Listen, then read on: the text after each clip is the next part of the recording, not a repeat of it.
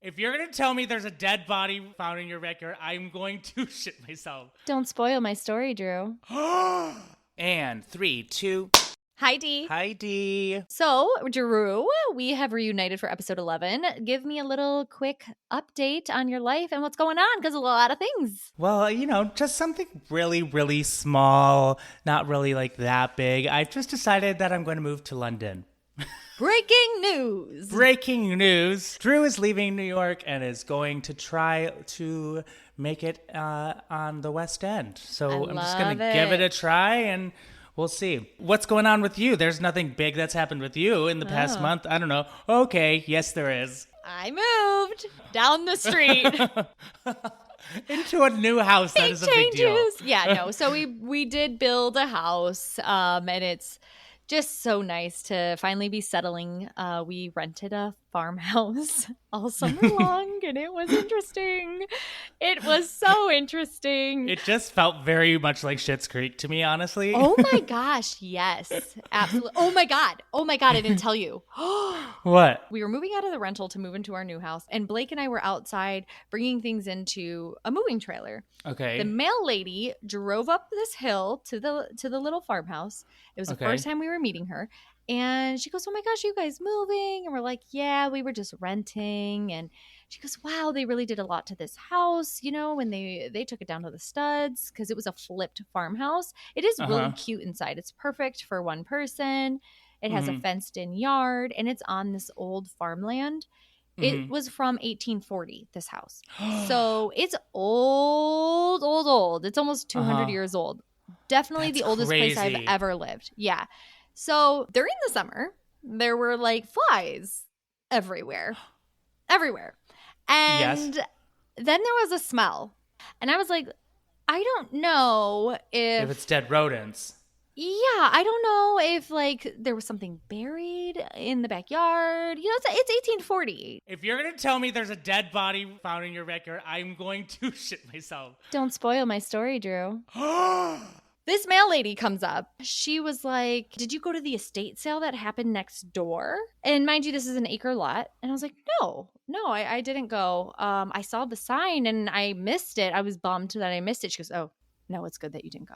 They need to bulldoze that house." It was a man that lived there, and his wife had died a while back, and he was a diabetic, so he had lost his legs and had a hard time taking care of himself. I'm like, this is so sad. Yeah. And then she goes, "And he died in June, and his sister didn't find him for weeks. And the smell in that house is so bad, they need to bulldoze that house." Did he die in the house? He was dead in the house for weeks in the summer. We moved in June 1st. The flies showed up after our trip the first week of July. The smell took over July, and the flies took over July, and they took over August. Oh my God, the body was there until August. There was a dead body next door that whole time. I don't mean to be laughing, but I am what just do you do? gagged Yeah. at the fact that this would happen to you. Yeah. I mean, my face, I don't know, no one can see it because I can't even move my eyebrows because of my Botox so much. The Botox is holding back all my emotion, but... So now in your life, you have had a neighbor who has gotten shot and killed, and then now you were living next to a dead body for 3 months. We don't know how long it was because none of his family lived in the state. And so finally his sister had to travel in and then she found him. He was dead long enough for no one to get a hold of him and then for them to come together and be like, someone needs to go. And then she had to book a trip and then she had to come into town. And Oh my gosh. And listen, I had just gotten my hair done and spent the whole time telling my hairdresser how I'm like, this land ain't holy. We moved in. It's a really old house. There were rodents. The rodents disappeared. And then there was this smell outside at dusk. All the flies, like you could see all the flies everywhere. Then the dog kept trying to like dig in a certain area of the yard all the time.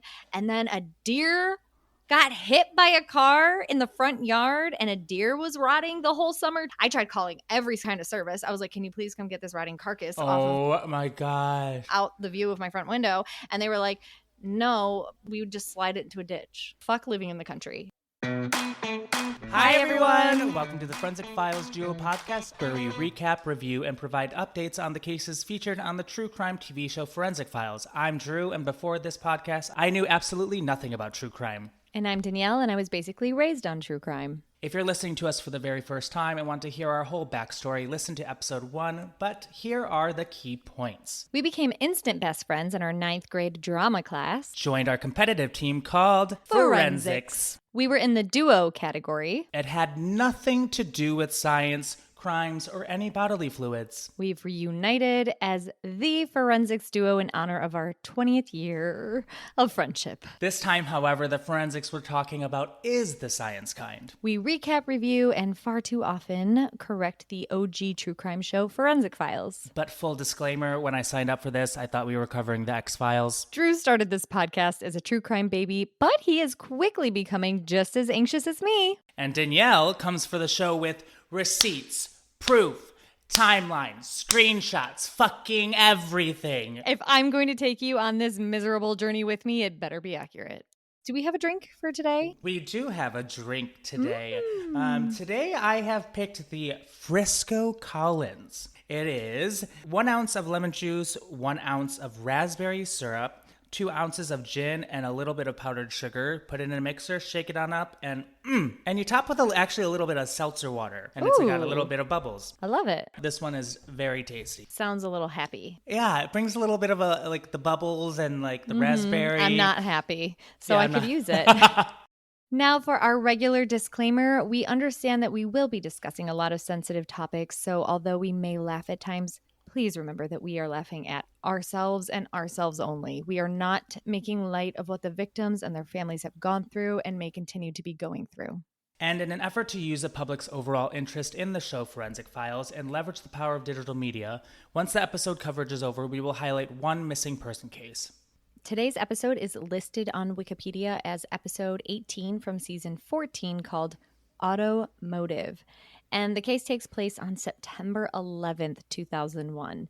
I could bet everyone's mind instantly flashed to the moment we each learned about the attacks on the World Trade Centers. What's even more strange, though, is this is the first episode we're recording after my first trip to New York, Drew, where I visited you. Yeah, having no idea that our next episode took place on September 11th. I had no clue. It's so weird. Yeah, isn't it? We literally just keep alternating order from oldest to newest. Yet it seems like every time we do our next episode, it has some very strange correlation to our current reality. We literally just keep having these little / major pivotal moments in history show up unannounced, for which I actually like to call these angel kisses. Aww. Yeah, which some people refer to this as like a coincidence, a coinky-dink, or the universe just doing its thing. Yeah. I like to get spooky with it and be like, oh, they're a conduit through our podcast. And I'll say angel kisses. Yep, there we go.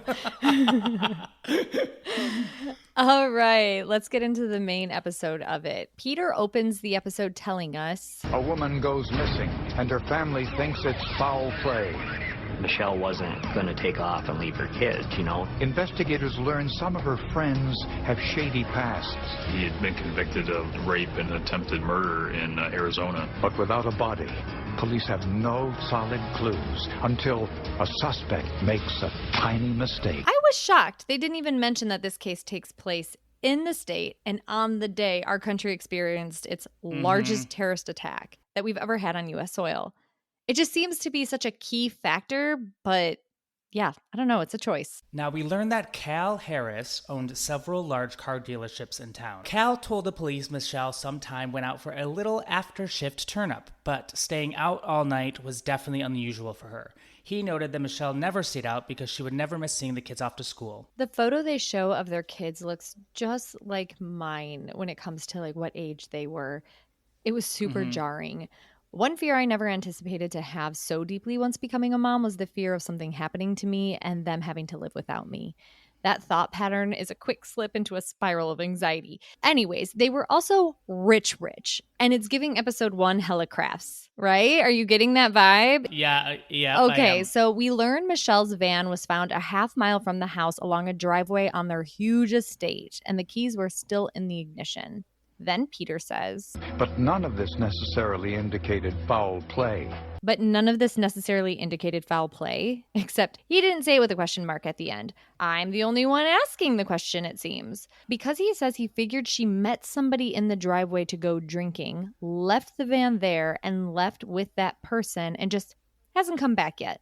Initially, I was like, she's not 16 trying to not be spotted by her parents. But this episode takes us on a ride of different scenarios. And considering they're going through a divorce and seeing other people, I could definitely see a situation where someone comes to pick her up to go out and she tells them to meet her, in an area of their property where she won't be spotted by her soon-to-be ex-husband. And then as far as the keys, I can literally name 2 women I know right now that do this. So if their car is still on their property and she plans on just getting dropped back off at her car, it doesn't make me suspicious because I know people that don't have this much land and they just leave their cars. I'm pretty sure my mom's keys are in her car right now in front of my house, and I do not have an estate. Police also found nothing suspicious inside the home. They could look wherever they wanted and didn't notice anything out of line. Troopers and search dogs, even scuba divers, searched the Harris' 250-acre property, which presented more than usual challenges. Investigator Susan Mulvey tells us that there's a large number of laid-up wells, and we see very creepy footage from the underwater cameras used to search those wells. And first I asked, what the hell are laid-up wells? Just one that is no longer used, apparently. And second, wow, they really pull out all the stops when rich people go missing. Gabe, the reporter, breaks the search down for us. They had helicopters, they had divers in the lake, nothing. No clothing, no blood, no bones, no nothing. They found literally no trace of her outside of that house. I'm going to pause for a second because I want to see if this kind of feels the same for you. Up until now, when you find out that the car's a half a mile away from the house, there's no signs of foul play, and the wife is missing, and the keys are still in the car, does it not remind you of the case of Sharon Papini where she faked her own kidnapping? Yes, Gone Girl. Doesn't it? Yeah. Gone Girl. Yeah, the Gone Girl case. Oh my gosh. It literally made me, because she went missing a half a mile away from her house. And they found her headphones in the lawn. It just That's right. literally made me feel about this episode. Wow. And I just had to mention that. I'd be lying if I didn't admit that I thought, could she really just be somewhere else, still alive? Right. But then I go back to being a mother of 4, you know. But who knows? The night before, Michelle was working at a local restaurant, and coworkers said she left when her shift ended at 9 p.m., and she left with one of the cooks, Michael Hakes. Police investigators interview Mr. Hakes. He tells them that he said goodbye to Michelle Harris that night in the parking lot, and that was the last time he ever saw her. The surveillance tapes from the restaurant parking lot couldn't confirm this, but Hakes had an alibi. He said he left the restaurant and went directly to his girlfriend's house. But his girlfriend told police he arrived there around 9:45. So if Hakes left the restaurant at 9 and his girlfriend lived only 15 minutes away, there was a 30-minute period he couldn't account for. But is that enough time to take someone, kill someone, dispose of their body, then drop off their car, then get back to his own car? No, this all ran through my brain within a few seconds of seeing this. But then A background check revealed a startling piece of information. he has been convicted of rape and attempted murder in Arizona and served 10 years in an Arizona state prison for that.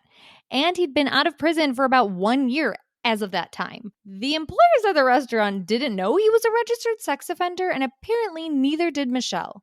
So this isn't looking promising. Peter tells us that all the police, every single one of them that was in upstate New York, was completely baffled by the Michelle Harris disappearance. All they knew was the facts, which was she never returned home from her waitressing job, and her abandoned car was discovered only a half a mile from her home with everything in it and no sign of foul play. They know that Michelle left the restaurant with a coworker, Michael Hakes, and they now find out, after doing some digging, that Oh, shoot, will you look at that? He's actually a convicted sex offender. How do you like them apples? Oh, and get this, I would have never guessed this. He actually currently has a felony conviction as well.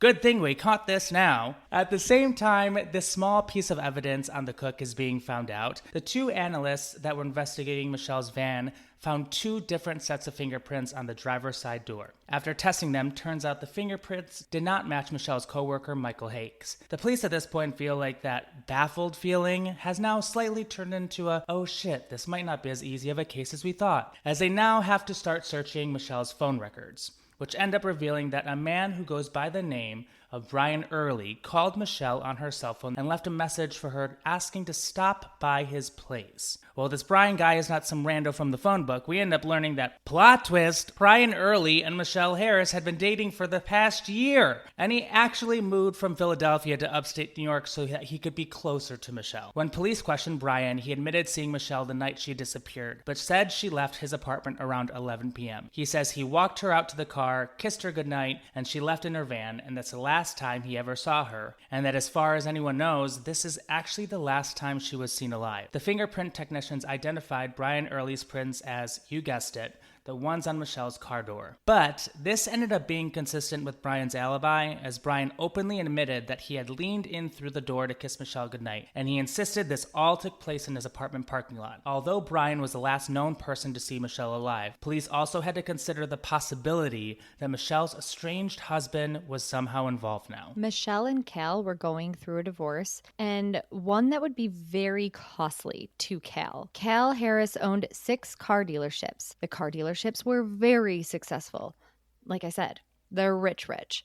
He offered her a settlement offer of $750,000, which is 1.3 mil today, and she rejected it. Then, shortly before Michelle's disappearance, the divorce court ordered an independent valuation of Cal's business. The valuation alone would cost him $30,000. And now I'm like, oh, okay. It's not civil between them. Even though she was still living in the house, it's not good.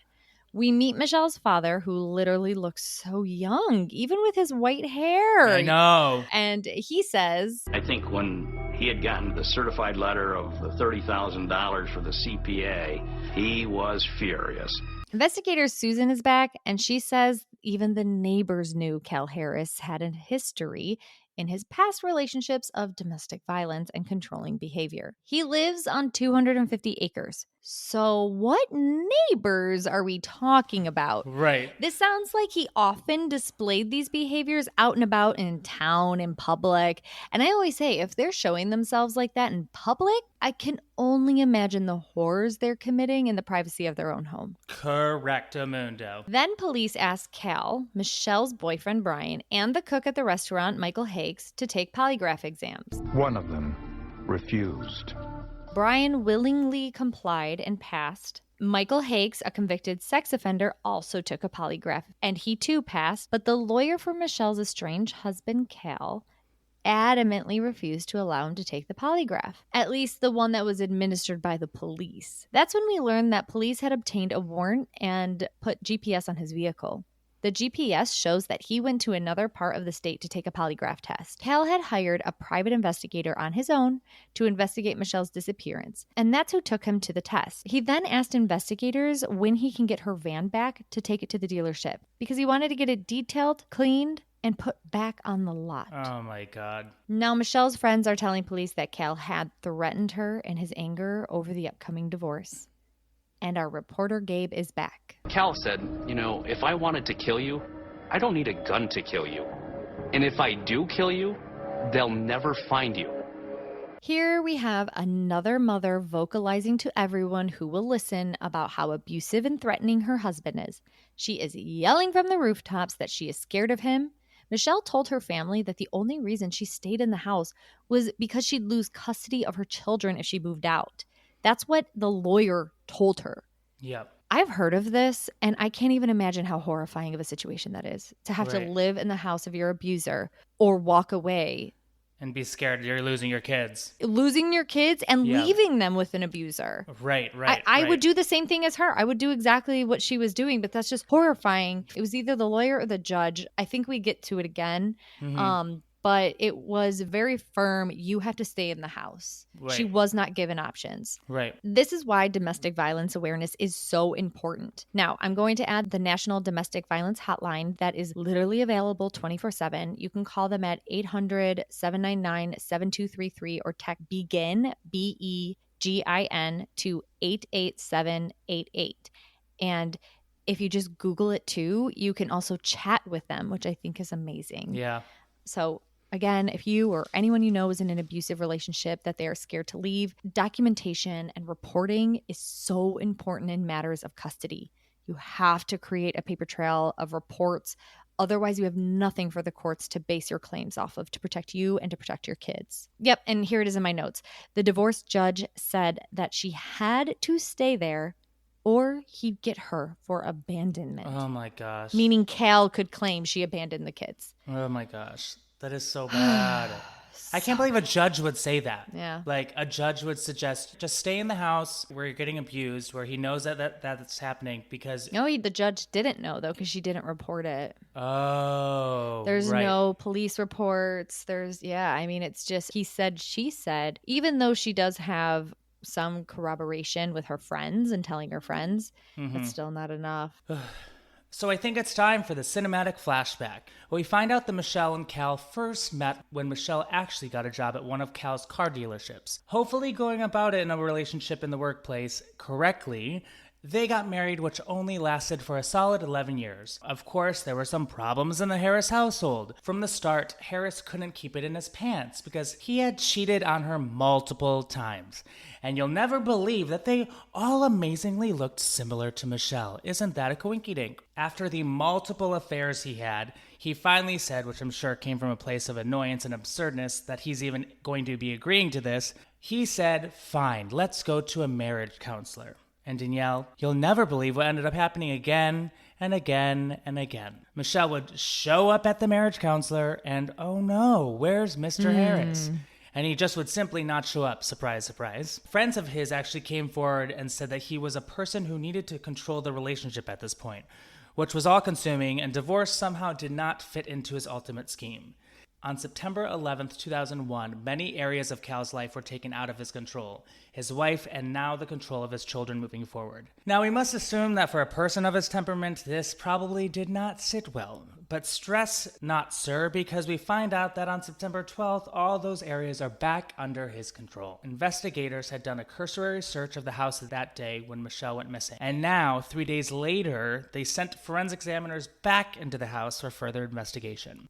Okay, just to add in here again, September 11th, there's also the terrorist attack in their state that for some reason Forensic Files is not mentioning. So I just want to add that in. Okay, now we are seeing the police footage of their home. And let me just say, money does not buy style. This house looks like an Airbnb we would just assume we can afford based on photos. You know what I'm talking about? Yep.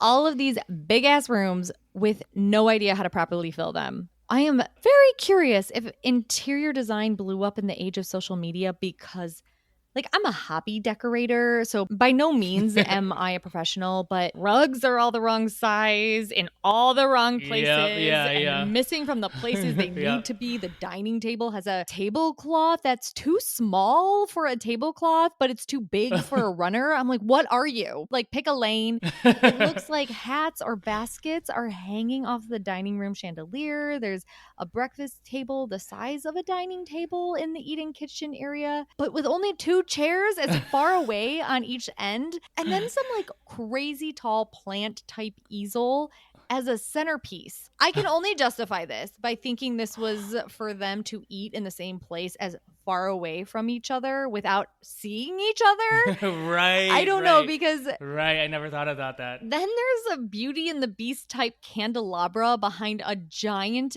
big screen block TV. Did you have one of those growing up? I had that same big block of a TV that sits on your floor. They have a Christmas wreath as wall decor. It's September 11th. And this was in full Christmas spirit.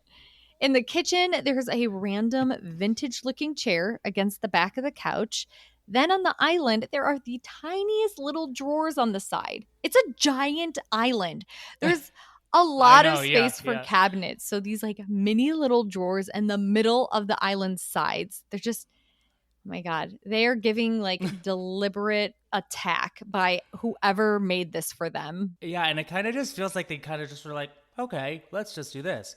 Oh, that looks nice. Yeah. Let's just do this. You know what? One day I wanted to sit right there, so I put a chair there.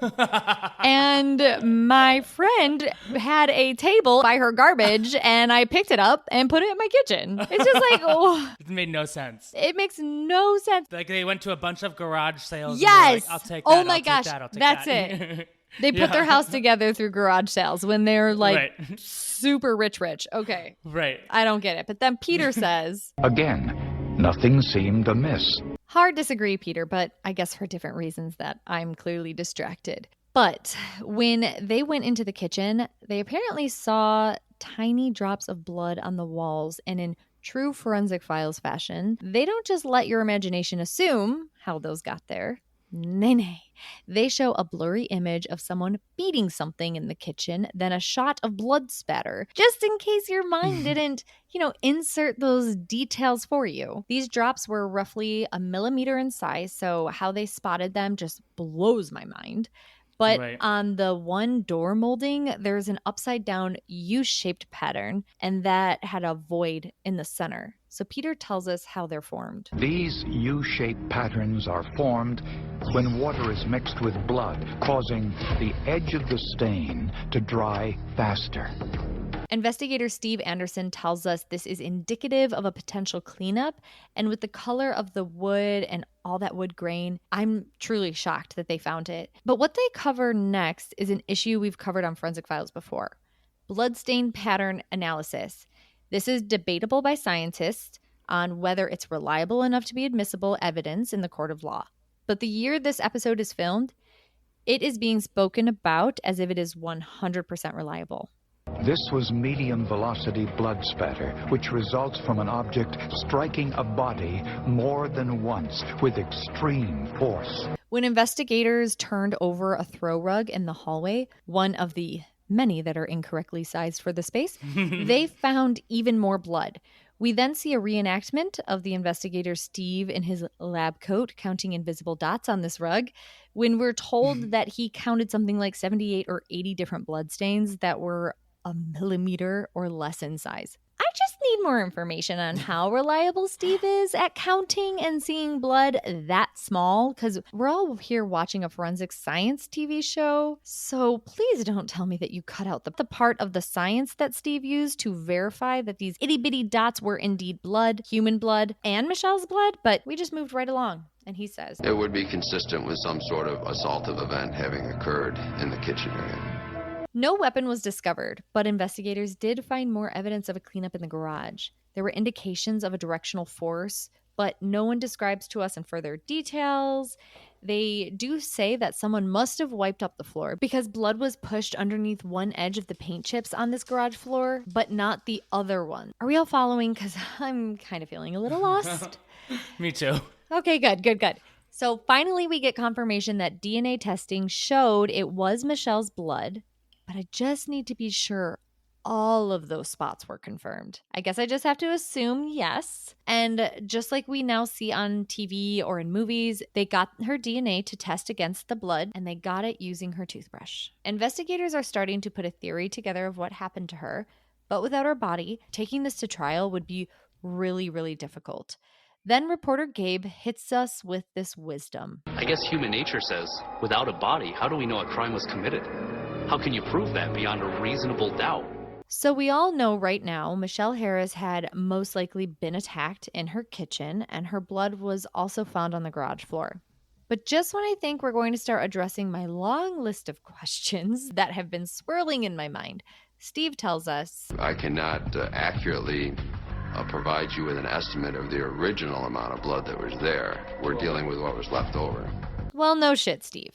And then Peter says, The only question was, where was her body? Peter, I have so many questions. Are you taking notes, hun? I truly don't understand.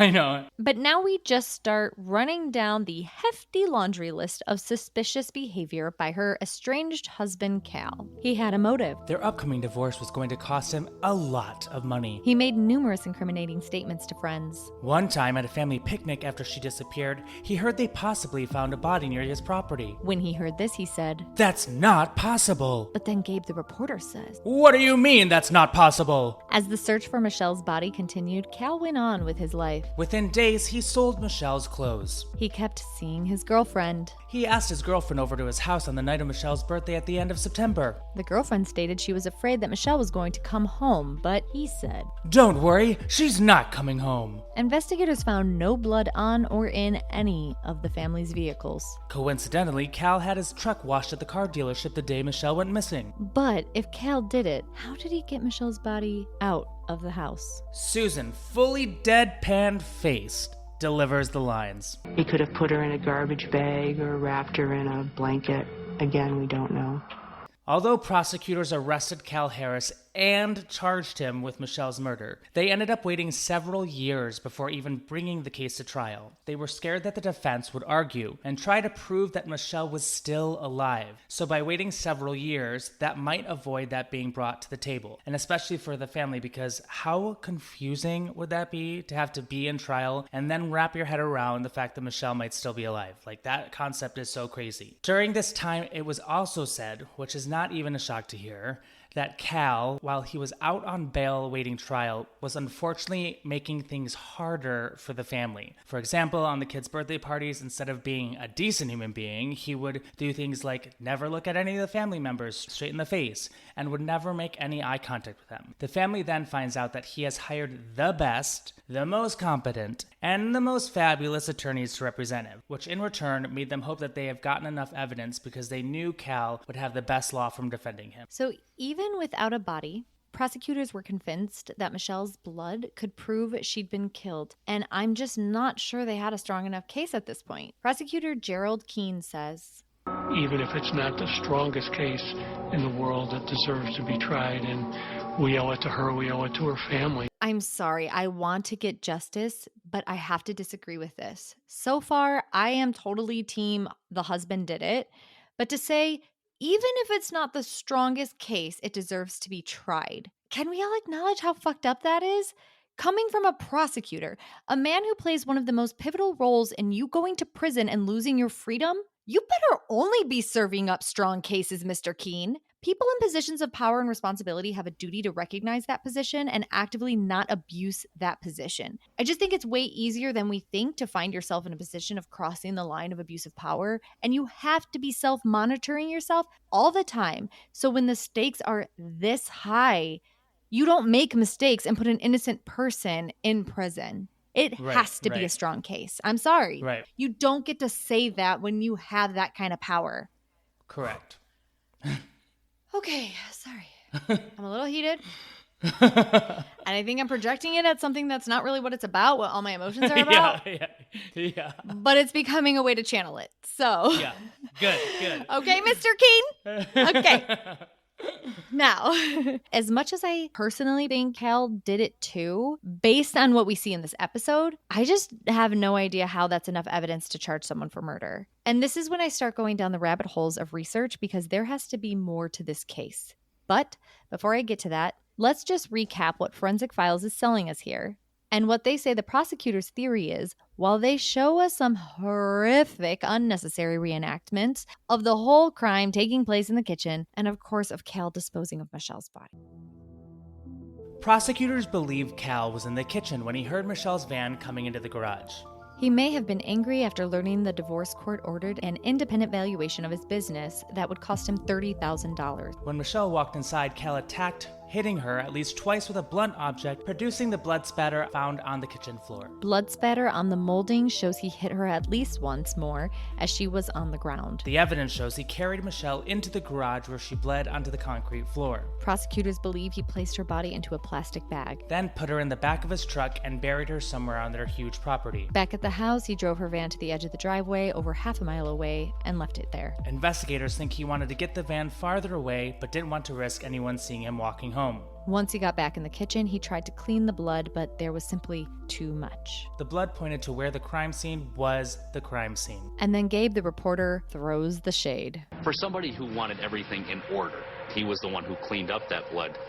He didn't do a good job of doing it. When Cal Harris got to trial, he took to the stand in his own defense, but felt that he couldn't make his testimony fit with the testimony of all the witnesses that had testified in the case. Why, you may ask? Because he basically accused all of them of being straight up liars. He said they lied about critical facts in the case just to fabricate a case against him. The jury also learned that cell phone records showed Cal never called Michelle's cell phone on the morning she went missing. Other times when Michele stayed out too late or she didn't come home, there'd be a large amount of phone calls on her cell phone telling Michele she needed to come home, which leads us to the next indication that since this time he decided to let Michele have a night out without any phone calls, that this was clearly planned out. He had thought about how he could do it, where he could do it, and ultimately where he would put the body. Cal Harris was convicted of second-degree murder and was sentenced to 25 years to life in prison. I mean, with the amount of evidence that the state police gathered, and then you put how Keene presented it to the courtroom, this case could have actually probably be presented anywhere, and he would always be found guilty. Well, ironically enough, he was tried again, and he was tried again, then again, then again. He went to trial 4 times. The second time, he was found guilty again. When he appealed, the third trial was a mistrial, and then he was acquitted, and he is a fucking free man. Oh my God. Sadly, Michelle's body has never been found. Michelle's DNA and dental records are entered into the international databases, and people still call in with tips and theories, and they talk to everybody. Susan even mentioned that psychics still call them with, different ideas, and she says that the state police will always look into where Michele Harris is. So, are you ready for updates and additional info? Yes, please. Now, it's important to keep the date in the front of our mind. I've mentioned it a couple times now. For anyone old enough to remember that day, we all know where we were on 9/11. So put that into context of a crime. It's incredibly powerful. Eyewitness testimony is more substantial because there is a major event that validates your memories. So when Michele was at work at the restaurant that night, her coworkers know exactly what they were talking about, which was about the attacks. That cook, we all know he's a sex offender, and we heard that he walked her to her car. And then after that, she then goes to see Brian.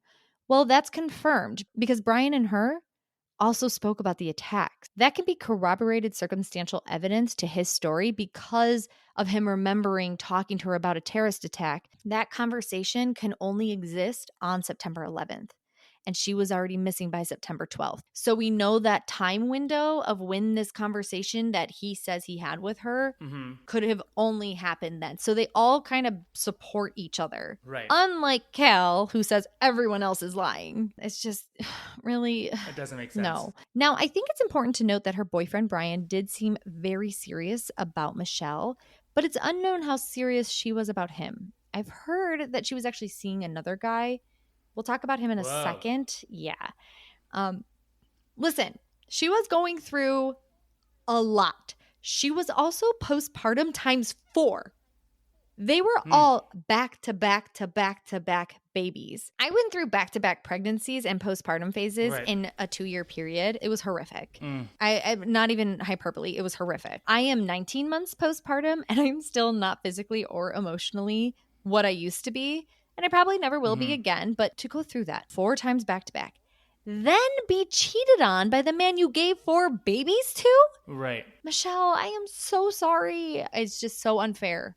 So when I heard that Brian had moved closer to her in hopes that they would move in together, my ears did perk up because she was still trying to get a divorce.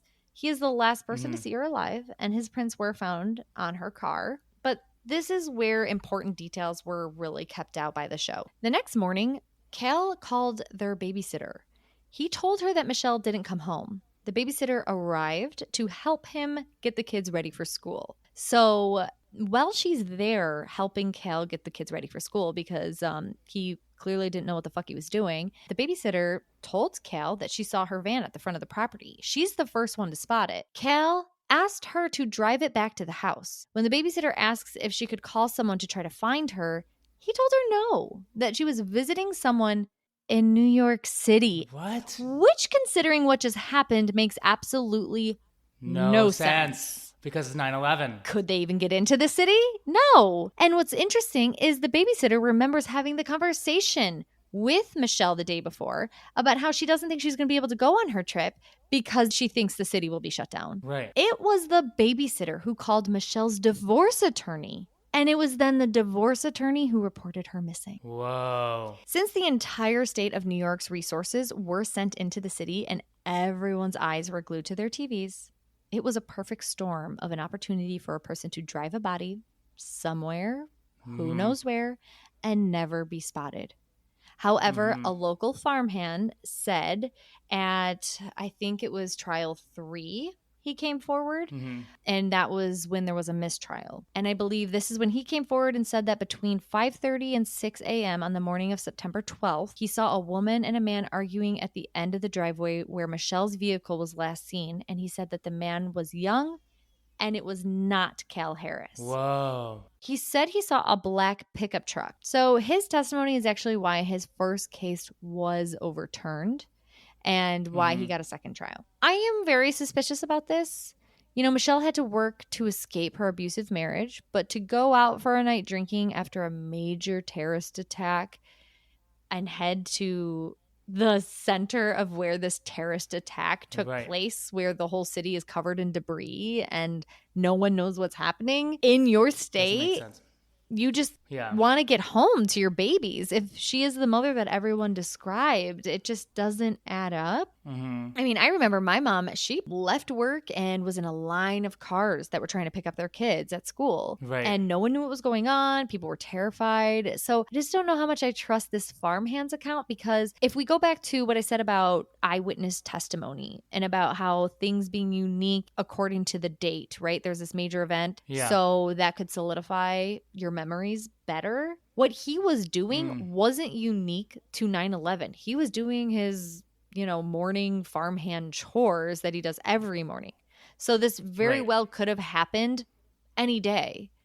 But nonetheless, a judge overturned his first conviction, but then he was found guilty again. However, that conviction was overturned due to mistakes made by the judge. Then the third time it went to trial, the jury was deadlocked for over 50 hours and it was ruled a mistrial. Then at his fourth trial, he was ultimately acquitted. This man, though, is a disaster of a human being. So listen, I do not condone prosecuting an innocent man if he is, but the drama that has surrounded his chaotic life just looks like karma to me. He has been in legal trouble over and over again. He got some harassment charges. He got a DUI. He has to do anger management. He's a mess. He's an absolute mess. He was like stalking someone related to the case. It's just bonkers. What? Yeah. So he's been in legal trouble after legal trouble, but his kids still stand by him, and it's very weird. I guess this is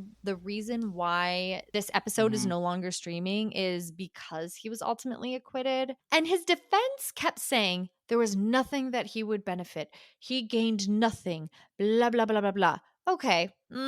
No, because the divorce never went through. He didn't have to pay all that stuff. He was controlling, and it's being a controlling, abusive person. We know it's not always money motivated. It's deeper than that. But also, financially, he did benefit. And the life insurance policy money that was released to the children, because there was one out in her name, he's on jailhouse records saying, you have to give me that money. I need it for my fees. And the daughter is saying her sister needs to go to college. Like, I'm going to use this money to send her to college. And he's like, no, I need it for my legal fees. It's just it's bonkers. I feel like there is narcissism for sure. Yeah. Lots of narcissism, but they stand behind him, and they actually have cut off all of her family. It's completely destroyed whatever family they had, whether who knows who did it, because then years later, there's this fire pit thing that comes out. There is an article from pressconnects.com. And there's a link to a fire pit where they believe a partial bra strap that belonged to Michele was found. It was Cal Harris's attorneys that presented this. The defense team cited that this renews their effort to present jurors with testimony. They say that implicates 2 other men in a disappearance of Michele Harris on September 11th, 2001. This is years later. So I guess this is due to a tip that came in. Apparently this man, Stacy Stewart, has been talking about how he knows how to get rid of a body and that he knew Michele. And so the defense in the 3rd trial presented this to the judge, but the judge denied the motion that they could enter this into the trial for the jury. So at the end of the day, none of the items were conclusively linked to Michele Harris. And the defense does plan on independently testing the recovered items. It was in a really weird place. How they found it has been really kind of confusing. But the fire probably damaged a lot of any kind of recoverable evidence. I guess what happened is, around town, this Stacy Stewart and this other man, his last name is Thomason. They talked about burning bloody clothing on September 12th. What? Yeah. The defense claims that the evidence against these 2 men is stronger than the prosecution's case against Cal's, but we just are not seeing any of that. I don't know if it's just kind of rumors and talk. There's been no movement on it. There are 2 men from Texas. I guess he was living in a hotel nearby where she worked. I guess there's witnesses saying that they saw those 2 men at the bar that she worked at. So there is some, circumstantial stuff there, but there's no hard evidence. And also, like, what motive, right? Right. However, it actually reminds me of episode 5 of Tammy and Renee's episode, Expert Witness. And Tammy's husband was very violent. He was in a rehab program. And we were like, this totally looks like the husband did it. But then it actually was another guy in the program. Right. Yeah. And he went there and to the cops that, her husband had said he's going to kill her. But then he was actually the one who did it. Right. Yeah. So that's why I take caution. I obviously don't want to be sued either.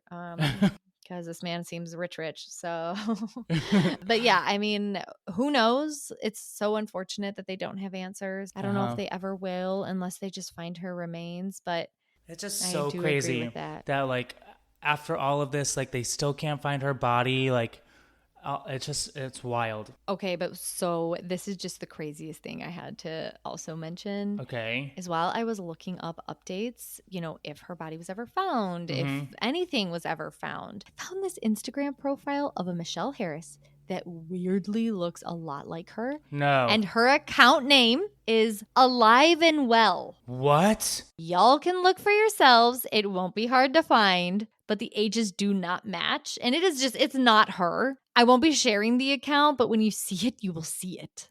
You need to look it up. No way. I was like, Michele Harris, alive and well. Wait, but it's because she's like in the wellness industry. Oh, wait, I'm looking. Yeah, it sent goosebumps all over my arms. I was like, this is so. It's loading. Alive and well, Michele Harris. Do you know? No. Do you see it? It is very, very, very similar. It's wild. She would be much older, though. Do you think? No. Well, Michele Harris, alive and well, you need to do some research about your name, and because has she not Googled herself? I mean, have you not Googled yourself? Because you literally look like a person who is missing, and you're a part of a show called Alive and Well. I mean, I've heard of those people that like post anonymously on Reddit about how they use September 11th to disappear and fake their death. Have you heard of that? No. Oh, I know there's a podcast out there. I don't know what it is. I'll have to find it. But yeah, there's a whole podcast. Someone is talking about how they like faked their death. What? Yeah.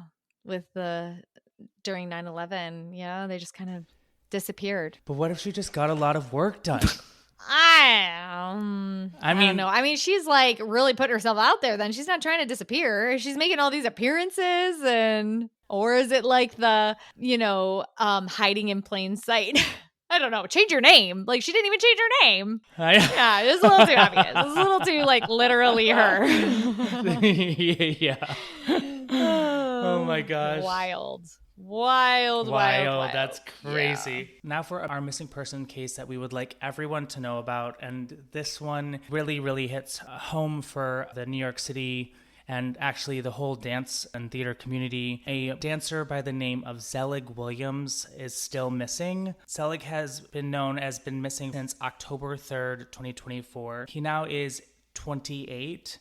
And he was last seen in Columbia, South Carolina. His complexion is light. He's 6 foot. He weighs about 150 pounds. His hair color is black. His hair length is short. And his eye color was brown. Zelig was last seen on Thursday, October 3rd, 2024, at his home located at the 400 block of Longwood Road, South Carolina. According to authorities, Zelig was last seen driving in the Congaree National Park area where his vehicle was found. He actually sent a ping from his phone on that day near the park, and he is still missing. Zelig has performed in productions like MJ the Musical, Hamilton, and Hugh Jackman's For the Man, the Music, the Show. And Hugh Jackman actually has gone forward and has said, quote, please, if anyone has any information as to the whereabouts of Zelig Williams, please reach out to your local authorities. Zelig, we love you and are praying for your safe return. And Jackman ended with, please pass this message on. It's a really, really sad story. It's been all over the performing community, and it's really, really, it's really sad. Can you give any information of who people can call? Yes, so anyone with any information, please, you're asked to contact the Richland County Sheriff's Department at 1-803-576-3000. You can also submit information to the Black and Missing Foundation's tip line at blackandmissinginc.com/tipline. Or text capital BAMFI at 877-97-BAMFI. Let's bring him home. Let's bring him home. Zelig, I say prayers and I send love and light to your family all the time, and we want you back on stage. Okay. So wow. That's the end of our episode. That's the end of episode 11. 11, baby. Double digits still. Listen, I can't believe it. No one said this was easy to do, but trying to do No one said this was easy. While also having a lot of other responsibilities in life and a lot of life transformations. We are just still trying to keep it going, which I think is, better than nothing. Impressive. It's impressive. Our next episode is season 1, episode 5. That doesn't sound right. Yep, definitely not. Oh, no. What? Okay, our next episode is season 1, episode 6, called The South Side Strangler. Oh my gosh. Oh my gosh. This episode aired on October 31st, 1996. And what's Halloween? The day that we decided to do our podcast. Oh my gosh, how weird. I don't like it being associated it just keeps happening. with the South Side Strangler. I don't want anything associated with any strangler. Oh my gosh. That is just so weird. I mean, it's kind of like some sort of like woo-woo reason we should still continue the podcast. Exactly. I'm just going to say that. I'm going to say that's what it is. Let's just say that. We're not associated with the Southside Strangler. Oh, no. No. So that's our next episode, and it's probably going to be spooky, and I'm probably going to have to put in a whole lot more information. If you like our podcast, please help us spread the word. Share on social media, share on Reddit, share everywhere, and drop a review and tell us what you think. Until the next one. Bye. Smooches. Take it away. It's your line. Okay. Okay, our next episode is episode 1. Nope, it's I don't think I looked it up. Hold on. Mic check, 1 2 1 2. This is the podcast with Danielle and Drew. That was so cute. I love it. That was good.